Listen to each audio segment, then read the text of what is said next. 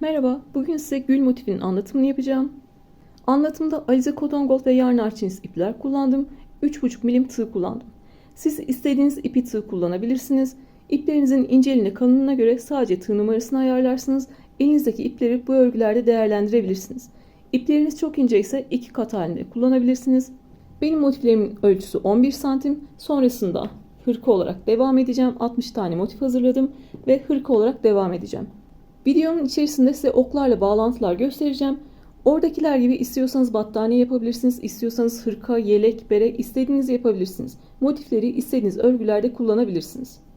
Sonra yapacağım hırkanın bildirimleri de size gelsin istiyorsanız ekranda gördüğünüz gibi videoyu izlerken oradaki abone ol kısmına basabilirsiniz. Ben örgüleri ördükçe size oradan bildirim gelecek ve yeni ördüğüm örgüleri görebileceksiniz. Yine bu örgüyü de yeni başlayanlar rahatça anlayabilsin ve çevirilerde düzgün çevrilebilmesi için yavaş yavaş ve tek tek anlattım. Anlatımsa yavaş gelirse oynatma hızından hızlandırarak izleyebilirsiniz. Ben videoyu bölümlere ayırdım. İstediğiniz kısımda, takıldığınız kısımda oralara bakarak tekrar örgünüzü örebilirsiniz. Motifte öncelikle gül yapacağız, sonra yaprakları yapacağız, sonra artık motif büyütme yapacağız. Öncelikle gülün gövdesini yapmakla başlayalım. Sihirli halka içine 16 tane ikili trabzan yapacağız. İpin renk kodunu ekrana yazacağım. Sihirli halka yapmak için ipi döndürdüm ve halka yaptım. Ben bu şekilde yapıyorum. Siz istediğiniz, bildiğiniz şekilde devam edebilirsiniz. Yeni başlayanlar için tekrar gösteriyorum. İpi döndürdüm ve halka yaptım. 3,5 milim tığ kullanıyorum. Halkaya girdim. İpi aldım ve 3 zincirle başlıyorum. 3 zincirde bir tane ikili trabzan kabul ediyorum.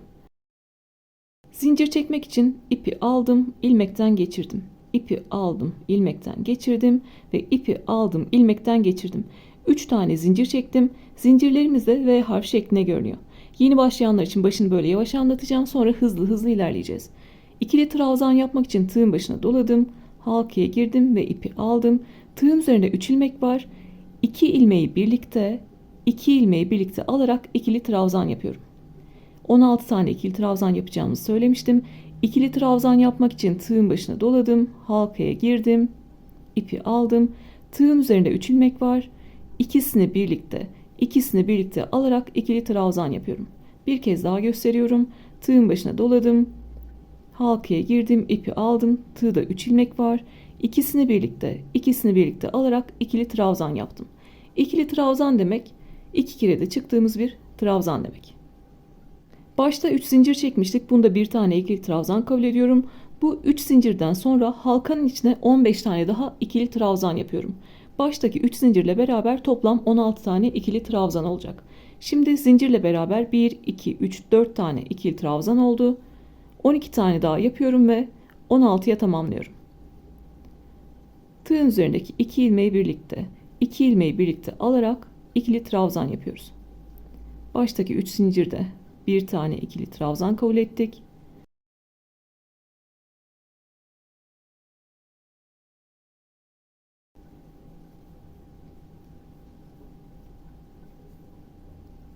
Çok fazla sıkı sıkı yapmıyorum. Benim elim zaten gevşek.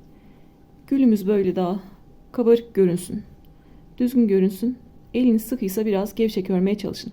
Siz ördükçe, özellikle bu sihirli halkada çok fazla trabzan yaptıkça buradaki ipiniz küçülecek. Bunu kaçırmamak için böyle bu şekilde çekebilirsiniz.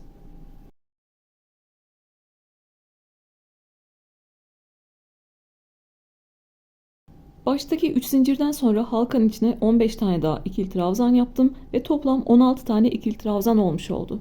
Sıra sonunda ne yapıyorum? Halkadan kalan ipi halkanın ortası kapanana kadar çekiyorum. Sıra sonumuzu şöyle yapacağız. Başta 3 zincir çekmiştik. 3 zincire dokunmuyorum. 3 zincirden sonra yaptığımız ilk ikili trabzanın tepesine giriyorum. Bakın burada zincirlerimiz 1, 2, 3 tane V harf şeklinde görünüyor. Zaten bu tarafa dönük. İlk yaptığım trabzanın tepesi V harf şeklinde görünüyor. İlk yaptığım trabzanın tepesine girdim, ipi aldım ve ilmekten geçiriyorum. İlmek kaydırıyorum. Şimdi gövdeyi yaptık. Çiçeğin mantığı şu şekilde. Bir sıra boşluk oluşturacağız, bir sıra yaprak öreceğiz. Bir sıra boşluk oluşturacağız, bir sıra yaprak öreceğiz. Şimdi yaprak örmek için boşluk oluşturacağız. Bir zincir çekiyorum. Buradaki trabzanın tepesine kaydırmıştım. Aynı yere girdim. İpi aldım. Tığın üzerinde 2 ilmek var. İkisini birlikte alarak sık iğne yapıyorum. Yeni başlayanlar için tekrar gösteriyorum. Geriye sarmanıza gerek yok. Sıra sonunda ilk trabzanın tepesine kaydırmıştık. Artık boşluk örmeye başlıyoruz. Bir tane zincir çektim. Tığın başına dolamıyorum sık iğne yapmak için. Aynı kaydırdığım yere girdim. İpi aldım. Tığın üzerinde 2 ilmek var. İkisini birlikte alarak sık iğne yapıyorum. 1, 2, 3, 4 tane zincir çektim. Aşağıdan bir tane ikili trabzan atlayıp ikincisine sık iğne yapıyorum. Bir tane ikili trabzan atlıyorum, ikincisine sık iğne yapıyorum. Tepesi V harf şeklinde görünüyor. Tepeye giriyorum. İpi aldım. Tığın üzerinde 2 ilmek var. İkisini birlikte alarak sık iğne yapıyorum. 8 tane boşluk oluşturacağız. Onları da sık iğne, 4 zincir, sık iğne, 4 zincir, sık iğne. Bu şekilde yapacağız.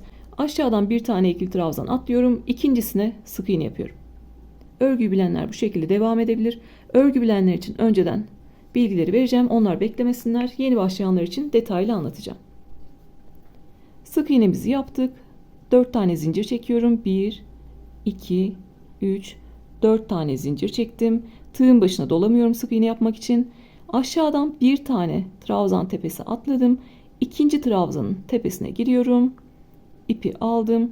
Tığın üzerinde 2 ilmek var. İkisini birlikte alarak sık iğne yapıyorum. 1, 2, 3, 4 tane zincir çektim. Aşağıdan bir tane trabzan atlayıp ikincisine sık iğne yapıyorum. 2 ilmeği birlikte çekiyorum. 1, 2, 3, 4 tane zincir çektim.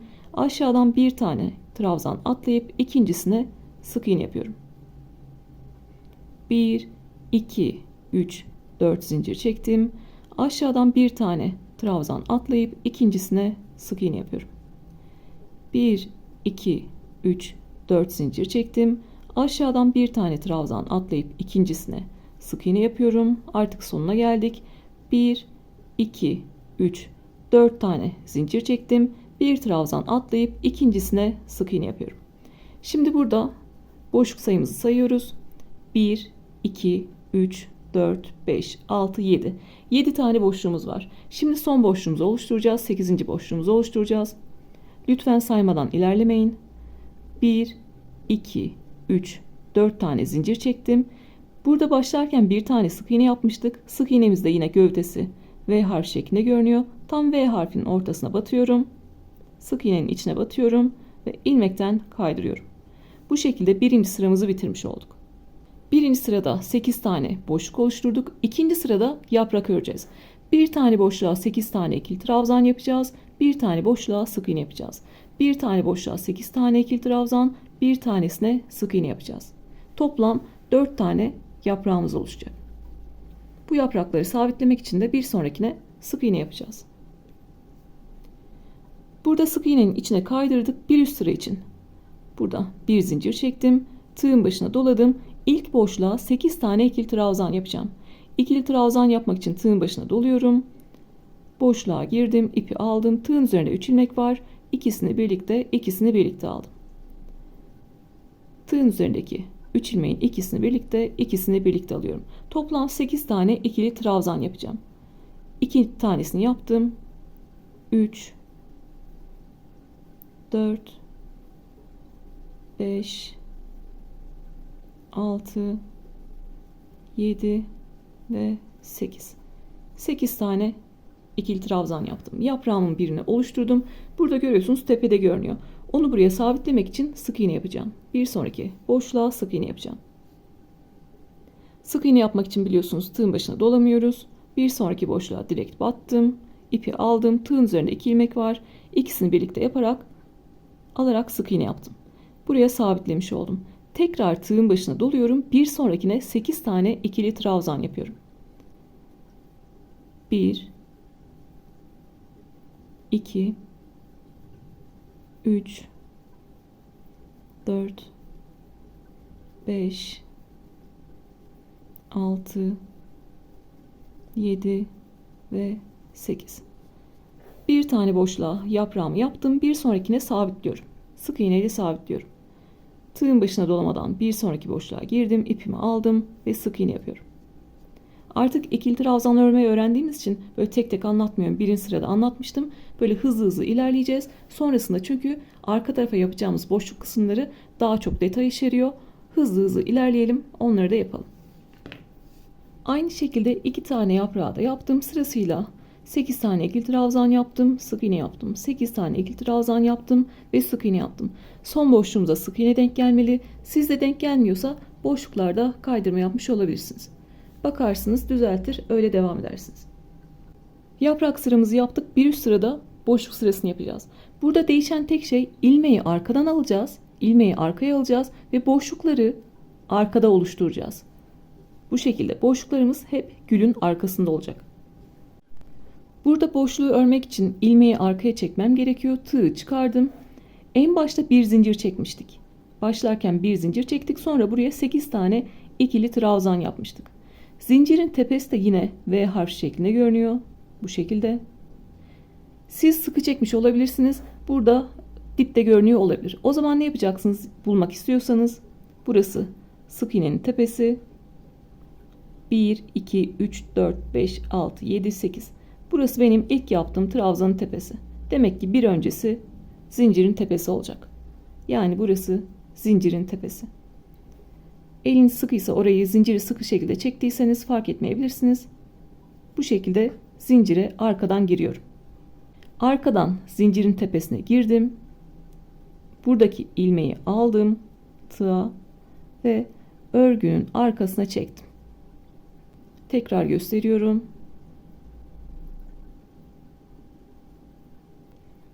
En son sık iğne yapmıştık. İlmeği bu şekilde gevşettik. Tığı çıkardım. Burada bir zincir çekmiştik. Zincirin tepesine giriyorum. V harf şeklinde görünüyor. Buradaki ilmeği aldım. Bu şekilde ipimi gerdirerek sıkılıyorum ve örgünün arkasına çektim. Yapacağımız işlem bu. Örgünün arkasına ilmeği aldım. Burada da bir tane zincir çekip oraya sabitliyorum. İlmeği hep bu şekilde arkaya alacağız artık. Birinci alışımızı yaptık ve arkada yine 8 tane boşluk oluşturacağız. Yine sık iğne 4 zincir, sık iğne 4 zincir yapacağız. Sık iğnelerimizi nereye yapacağız? Sık iğnelerimizi buradaki yaptığımız ilk sırada yaptığımız sık iğneler yapacağız. 8 tane sık iğne ayağımız var. Buralara sık iğne yapacağız. Başlarken yine sık iğne ile başlıyorum ve buradaki dibindeki sık iğneden başlıyorum. Buradaki boşluktan girdim. Diğer boşluktan çıktım. Sık iğne tığın arkasında kaldı. İpi aldım. Tığın üzerinde 2 ilmek var. İkisini birlikte alarak sık iğne yaptım. Birinci sık iğnemizi yaptık. 1, 2, 3, 4 tane zincir çekiyorum. Bir sonraki sık iğnenin gövdesine sık iğne yapacağız. Bu boşluktan giriyorum. Diğer boşluktan çıkıyorum. Sık iğne tığın arkasında kaldı. İpimi buradan aldım. Boşluktan geçirdim. Tığın üzerinde 2 ilmek var. İkisini birlikte alarak sık iğne yapıyorum. 1, 2, 3, 4 zincir çektim. Buradaki sık iğnenin gövdesini kullandık. Bir sonraki sık iğnenin gövdesini kullanacağız. Bir boşluktan girdim. Sağındaki boşluktan girdim. Solundaki boşluktan çıktım. İpi aldım. Tığın üzerinde 2 ilmek var. İkisini birlikte alarak sık iğne yapıyorum. 1, 2, 3, 4 zincir çektim.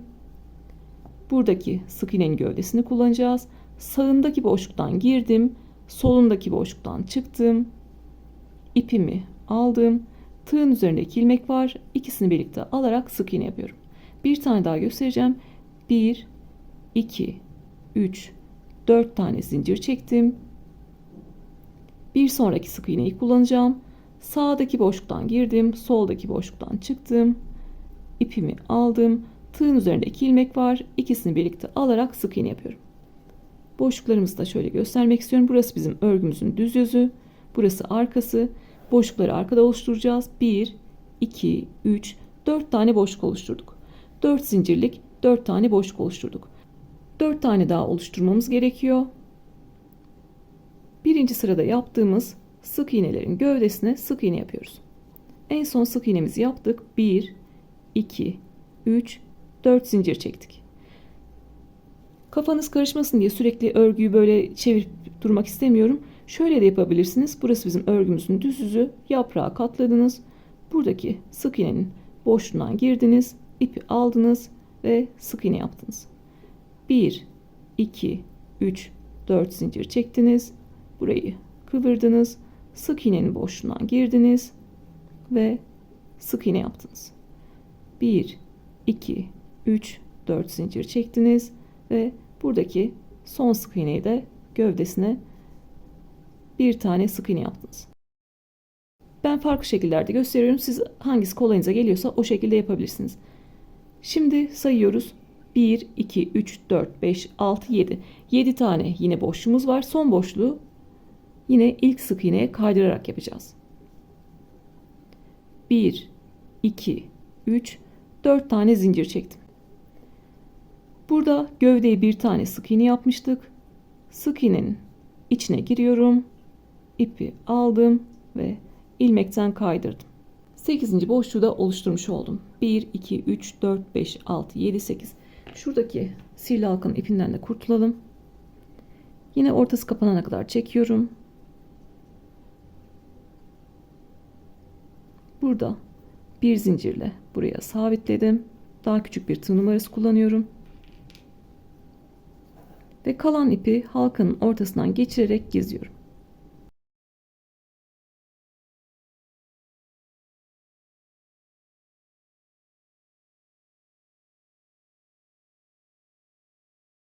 İpi halkanın etrafından geçirdim. Dışarıda kalan ipi kesiyorum.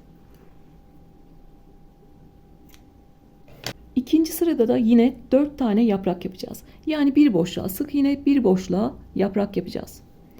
Başlarken yine sık iğne ile başlıyorum. Sık iğneler yaprağımızın arkasındaki boşluğa denk gelecek. En son sık iğnenin içine kaydırmıştık. Buradaki boşluğa geliyorum. Tekrar ilmek kaydırıyorum. Bir zincir çektim. Buradaki boşluğa sık iğne yapıyorum. Sık iğne yaparak başlıyorum. Boşluğa kaydırdım, zincir çektim ve boşluğun içine bir tane sık iğne yaptım.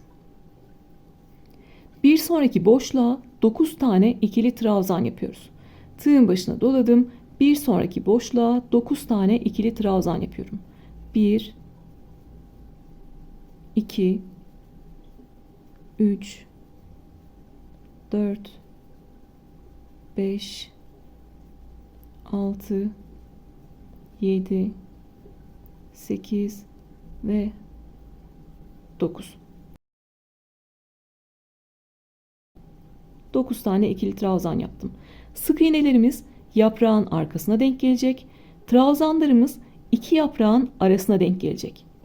Bu şekilde güzel bir görüntü olabilmesi için yapraklar iki yaprağın arasına denk gelecek.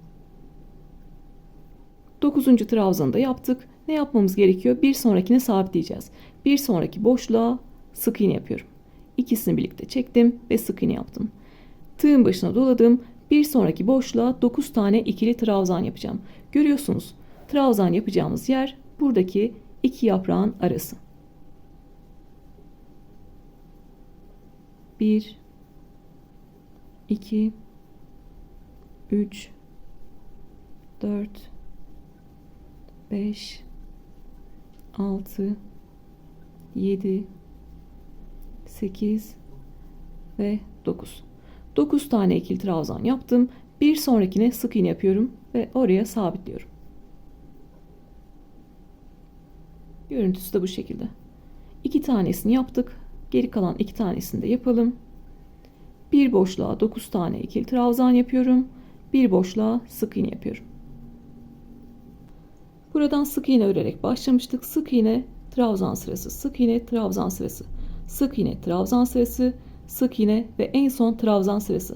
En son 9 tane ikili trabzan yaptık. Burada ne yapmam gerekiyor? İlmeğimi arkaya çekmem gerekiyor. İlmeği arkaya çekeceğim yer buradaki yaptığım ilk sık iğnenin tepesi. Sık iğnemiz burası, tepesi burası ve harf şeklinde görünüyor. Tığı ipten çıkardım. Örgünün arkasından sık iğnenin arkasından giriyorum. Tepesi V harf şeklinde görünüyor. V harfinin hepsini aldım. İlmeği tığa geçirdim.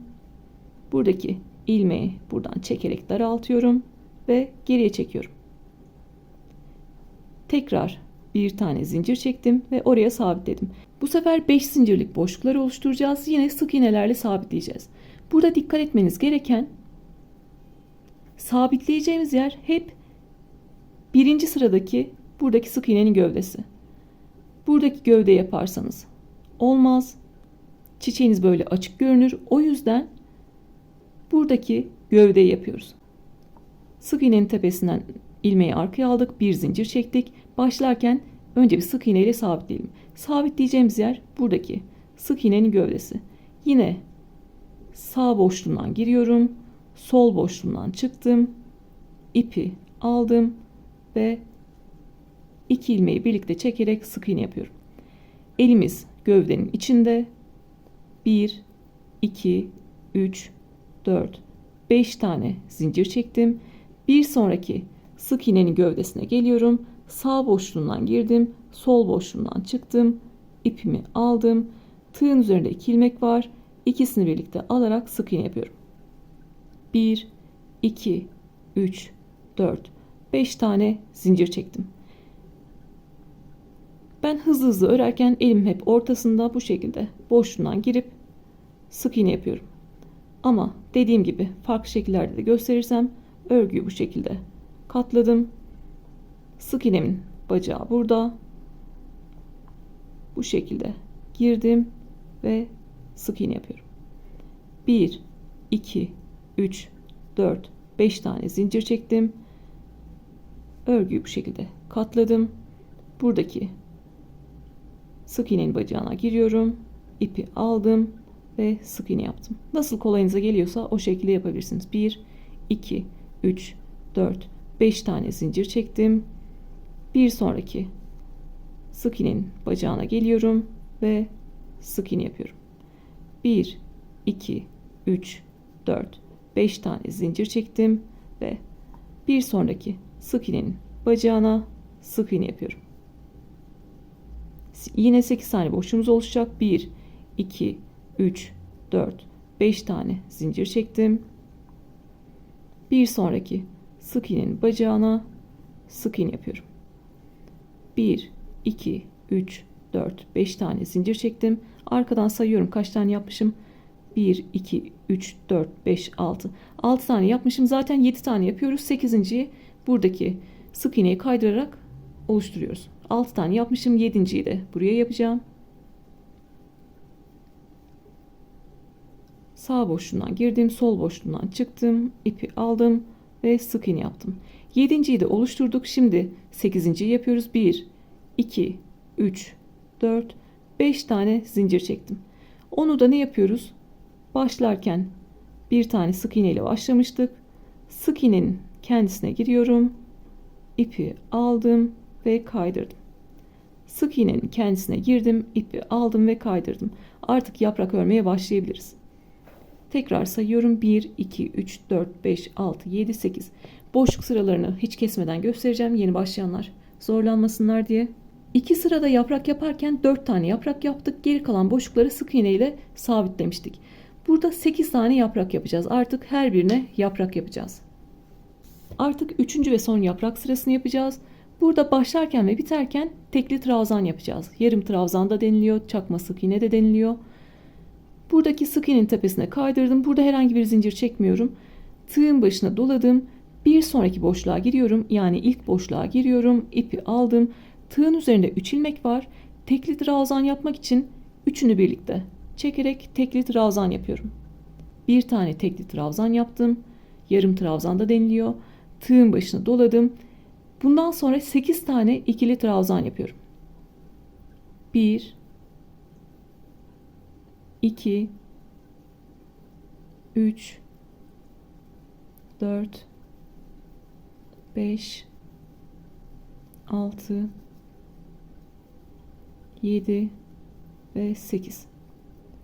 Bir tane tekli trabzanla başladım. 8 tane ikili trabzan yaptım. Biterken de bir tane tekli trabzanla bitiyorum ki buradaki bu kavisi yaprak görünümünü verebilelim. Tığın başına doladım. Aynı boşluğa giriyorum. İpi aldım. Tığın üzerinde 3 ilmek var. Üçünü birlikte çekerek tekli trabzanla bitiriyorum. Tüm boşlukları yapacağımız işlem aynı. Bu sıradaki işimiz çok kolay.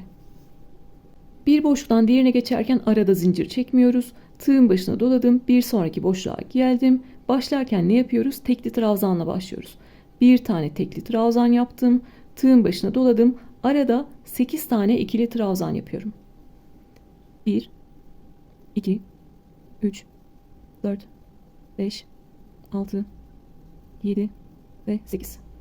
Bir tane tekli trabzan yaptım. 8 tane ikili trabzan yaptım. Biterken ne yapıyoruz? Bir tane tekli trabzan yapıyoruz.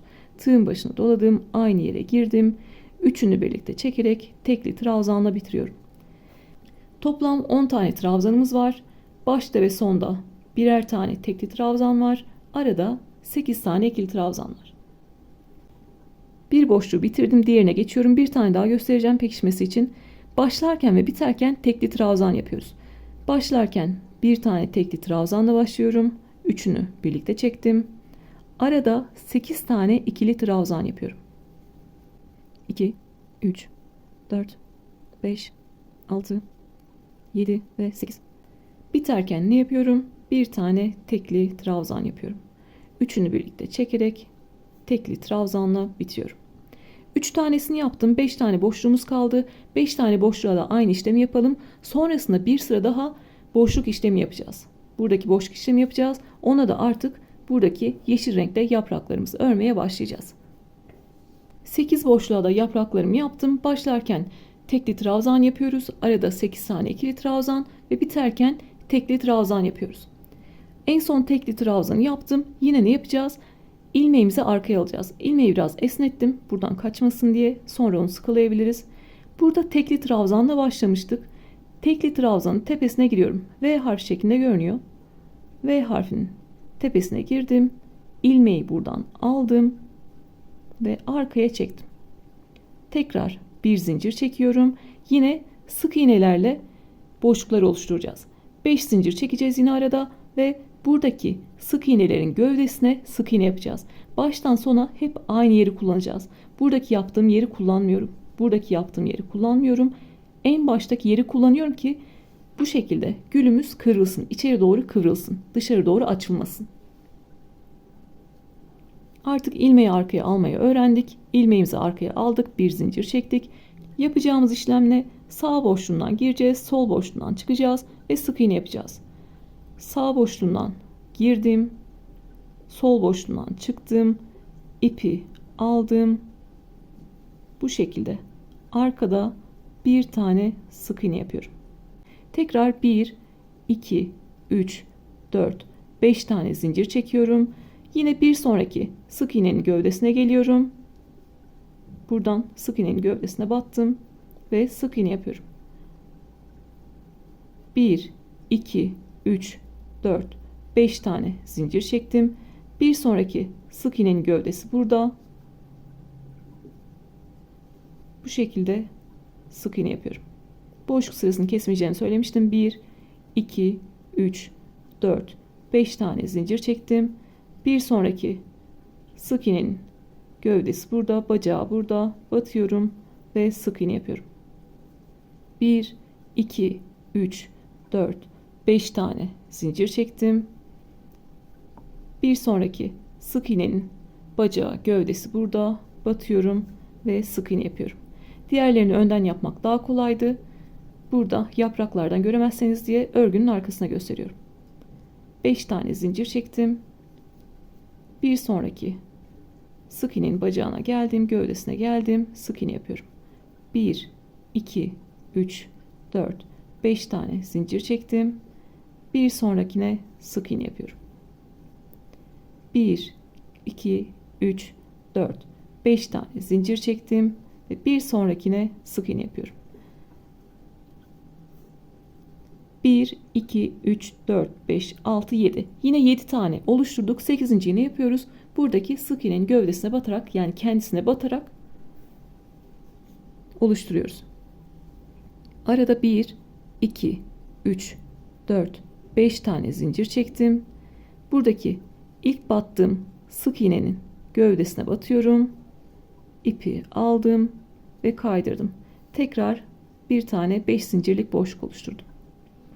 Kaydırdığım yer buradaki ilk yaptığımız sık iğnenin kendisi. İçine batıyorum.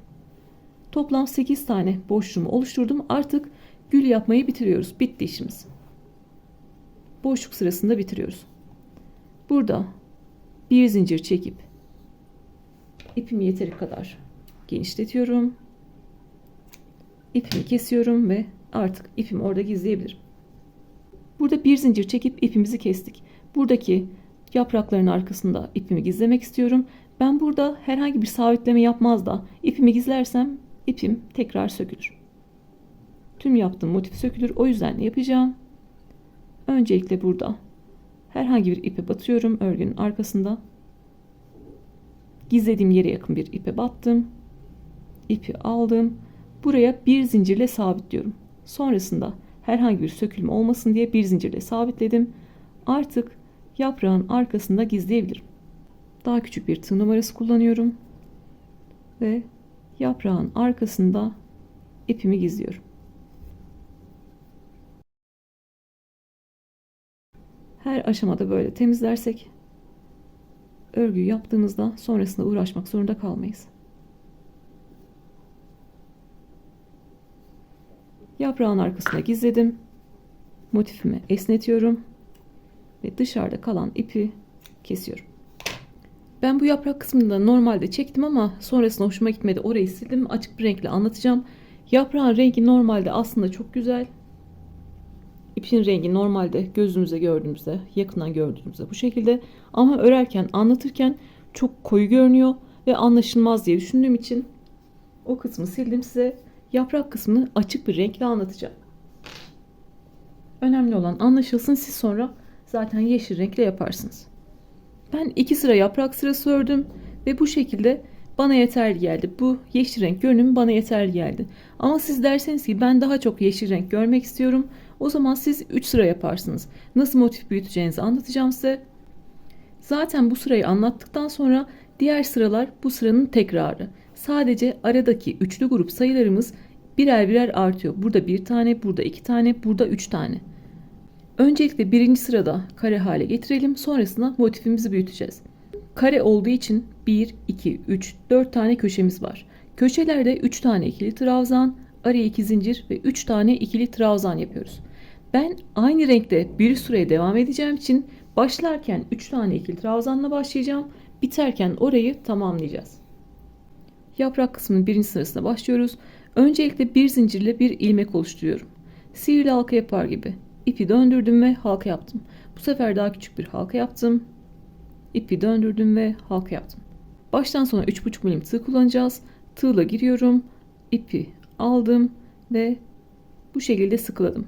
Bir zincirde bir ilmek oluşturmuş oldum. İkili trabzanlar öreceğimiz için tığın başına bir kere doladım. 2 ilmeği birlikte tutuyorum. Örerken de buradaki ilmeği gizleyeceğiz. Arkada 8 tane boşluğumuz var. İstediğiniz bir boşluktan başlıyorsunuz. Mesela buradaki boşluğa giriyorum. İpi aldım. Tığın üzerinde 3 ilmek var. İkisini birlikte alarak ikili trabzan yapıyorum.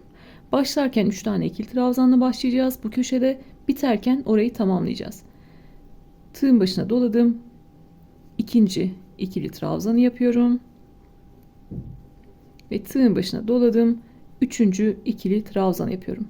İlmekten kalan ipi de örerken gizlemiş oldum. Bir sonraki boşluğa 3 tane ikili trabzan yapıyorum.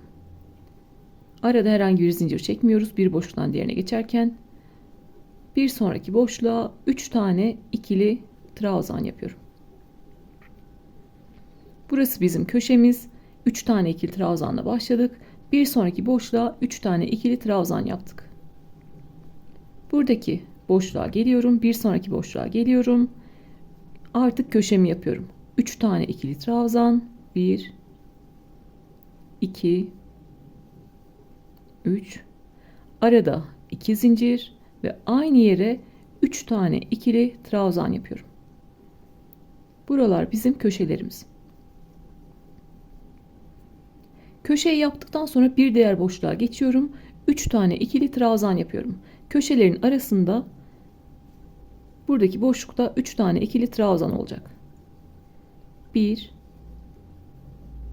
2 ve 3. 3 tane ikili trabzan yaptım. Bir sonraki boşluğa köşeyi yapabilirim. 3 tane ikili trabzan, arada 2 zincir ve aynı yere 3 tane ikili trabzan yapıyorum. Şimdi buradaki köşeyi tam şekilde yaptık. Kenarı tam şekilde yaptık. Daha net anlaşılır olacak.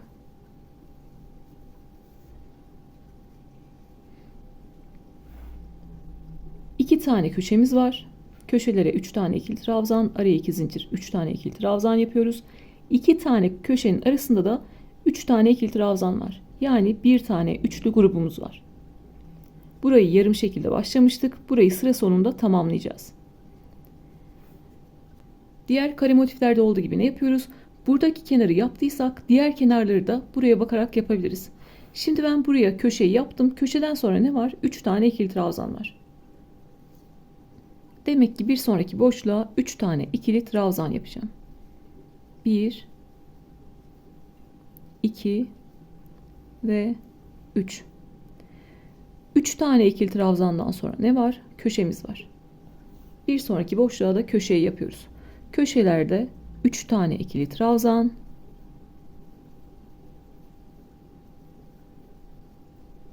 araya 2 zincir ve aynı yere 3 tane ikili trabzan yapıyoruz. Diğer kenara bakarak bu kenarı da yapmış olduk. Köşeden sonra ne yapmam gerekiyor? Bir diğer boşluğa 3 tane ikili trabzan yapmam gerekiyor. İki köşenin arasında 3 tane ikili trabzan olacak. Burası birinci köşem, burası ikinci köşem. İki köşenin arasında 3 tane ikili trabzan olacak. Başlarken köşeyi yarım şekilde başlamıştık. Sıra sonunda orayı tamamlıyoruz. Tığın başına doladım. Aynı yere 3 tane daha ikili trabzan yapıyorum. Ve buradaki köşeyi de tamamlamış oluyorum. Gördüğünüz gibi 3 tane ikili trabzan ve 3 tane ikili trabzan. Köşeyi tamamlamış olduk. Bunu bir üst sıraya da aynı renkte çıkacağım için yaptım. Şimdi ne yapıyorum? Tığın başına doladım. İlk yaptığım trabzanın tepesine geldim. İpi aldım. Tığın üzerinde 3 ilmek var. Üçünü birlikte çekerek tekli trabzanla bitiyorum. Buradaki 2 zinciri de elde etmiş oluyorum. İkinci yaprak sırasında da yapacağım işlem yine 3 tane ikili trabzanla başlayacağım. Sıra sonunda burayı tamamlayacağım. 1 2 3 zincir çekiyorum. 3 zincirde bir tane ikili trabzan kabul ettim. Tığın başına doladım. Buradaki boşluğa 2 tane daha ikili trabzan yapıyorum. Zincirle beraber toplam 3 tane ikili trabzan olmuş oldu. Başlarken böyle başladık. Sıra sonunda orayı tamamlayacağız. Fark ettiyseniz bir boşluktan diğerine geçerken bir alt sırada zincir çekmemiştim. Burada da çekmiyorum. Sadece köşelerde 2 zincir çekiyoruz. Motif büyüdükçe değişen tek şey aradaki boşluk sayısı. Burada bir tane üçlü grubumuz vardı. İkinci sırada 1, 2 tane üçlü grubumuz olacak. Bu şekilde motifimiz de büyümüş olacak. Tığın başına doladım. Buradaki oluşan boşluğa 3 tane ikili trabzan yapıyorum. 1 2 ve 3. Birinci üçlü grubu yaptım. Tığın başına doladım. Buradaki boşluğa yine 3 tane ikili trabzan yapıyorum.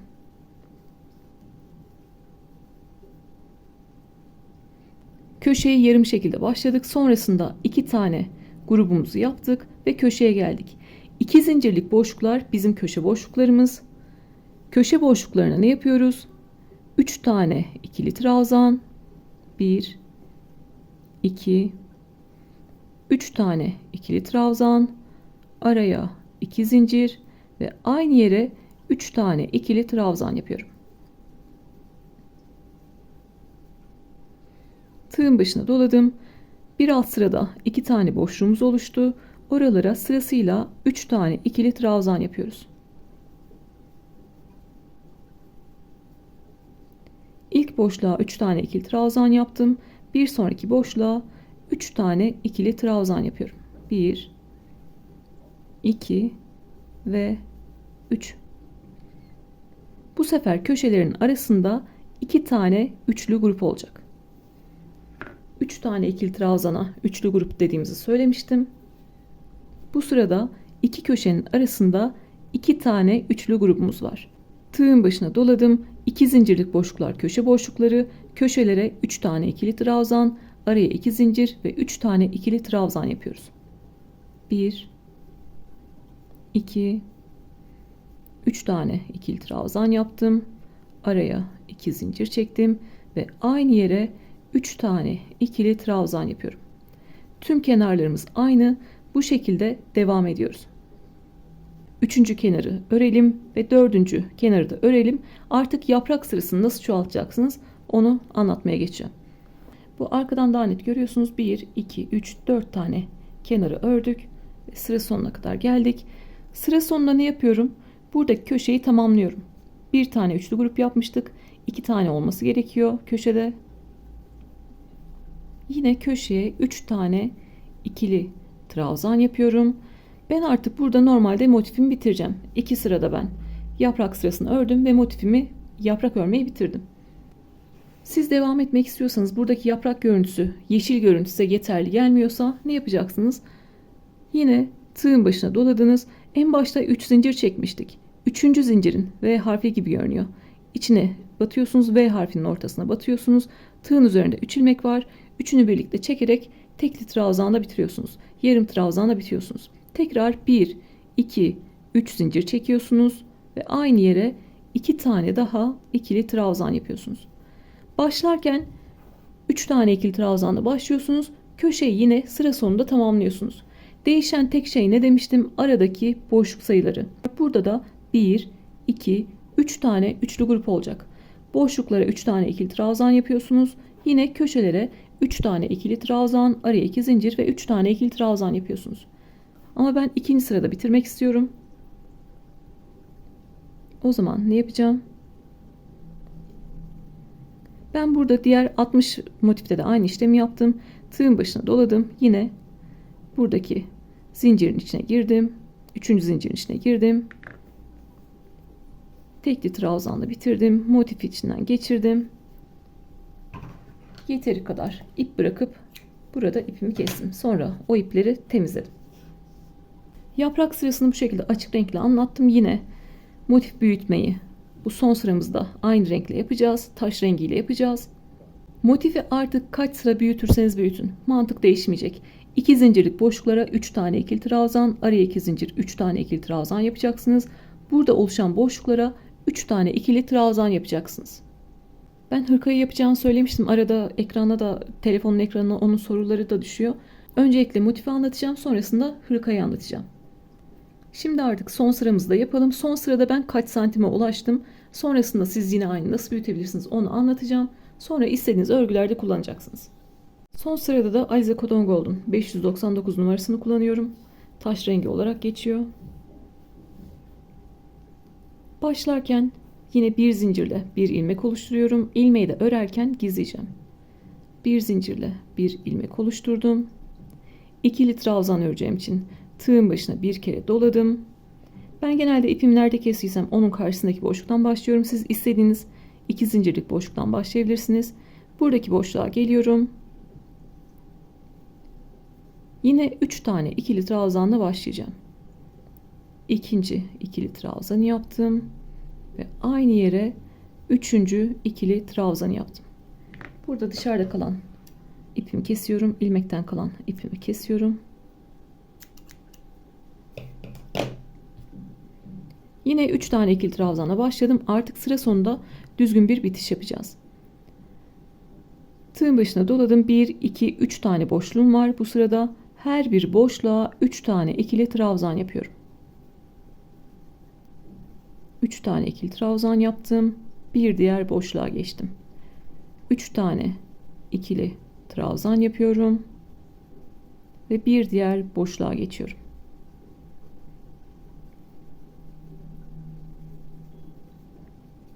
Köşeyi yarım şekilde başladım. Sırasıyla 1, 2, 3 tane üçlü grup yaptım. Köşeye geldim. 2 zincirlik boşluklara 3 tane ikili trabzan. Araya 2 zincir ve 3 tane ikili trabzan yapıyorum. Köşelerimiz hep aynı ve boşluklarımıza hep aynı işlemi yapıyoruz. Artık motif bu aşamada kendisini tekrar ediyor. Boşluklara ve köşelere aynı işlemlerimizi yapalım. Sıra sonunda düzgün bir bitişle bitirelim. Ya da siz benim verdiğim ölçü size uymazsa ben 11 santimlik motifler yaptım. Siz nasıl büyütebilirsiniz? Onu anlatacağım. Ve düzgün bitişle bitireceğiz. Buradan köşeyi yarım şekilde örmeye başlamıştık.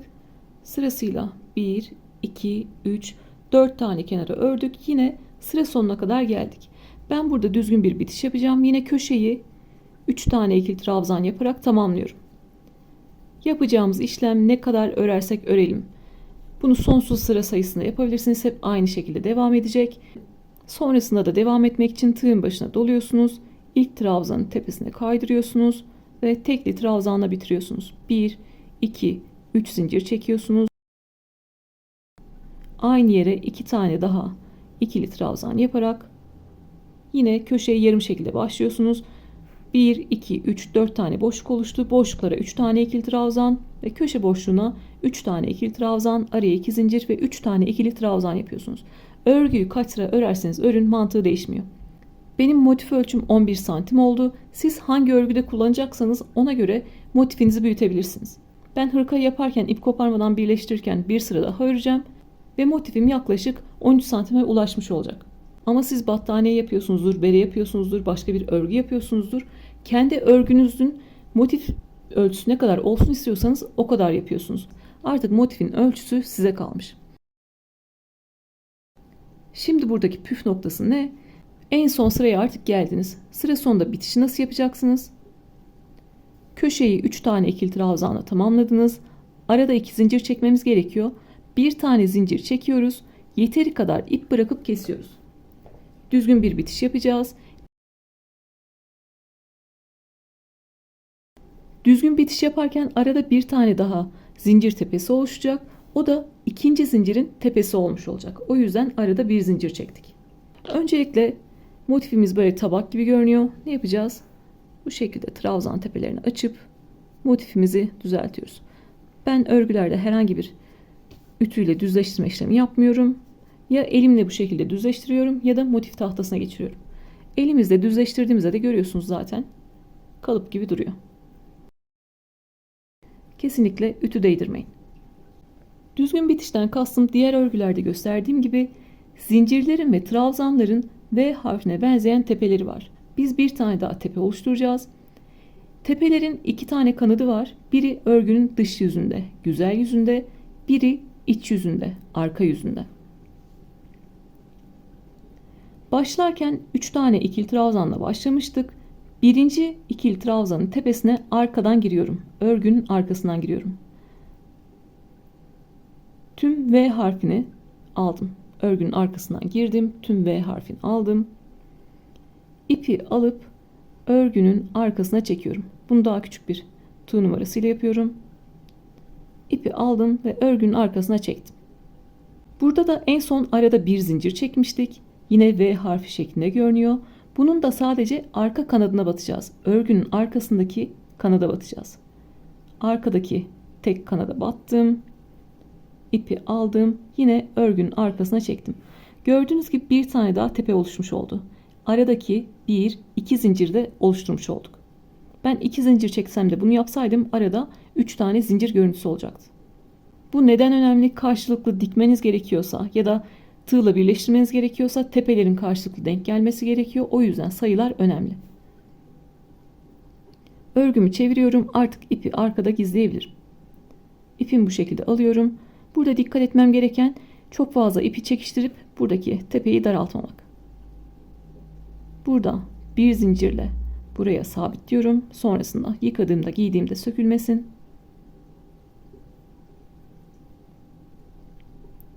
Ve ipi artık örgünün arkasına gizleyebilirim. Köşede buraya kadar çektim. Sonrasında bir de arkaya doğru çekeceğim. Buradan arkaya doğru çekerken tüm ipleri tekrar girer de bu ipi buradan çekersem ipim geriye doğru gelir. O yüzden ne yapıyorum? Son buradaki ipi bırakıyorum. Buradan girdim. Bir tane ipi orada bıraktım. Ve ipimi alıp arkaya çektim. Ben buradan ne kadar çekersem çekeyim artık ipim geriye gelmeyecek.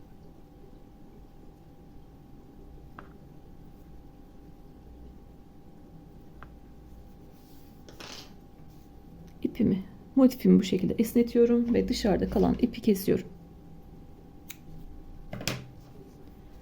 Burada da lila rengi ipim var. Yine kendi renginde gizleyeceğim. İpleri gizlemek, motifleri örmek kadar önemli. İpiniz sökülürse bir bütün hırkayı sökmek zorunda kalırsınız. Yine köşeye kadar geldim. Bir de geriye çekeceğim. Burada bir tane ip bırakıyorum geriye gelmemesi için. Artık ben ne kadar çekersem çekeyim geriye gelmeyecek. Köşede ipimi gizliyorum. Bir alt sıradaki ipten de giriyorum. İyice oraya sıkışsın. En son motifimi esnetiyorum ve dışarıda kalan ipi kesiyorum. Artık motifimiz bitti.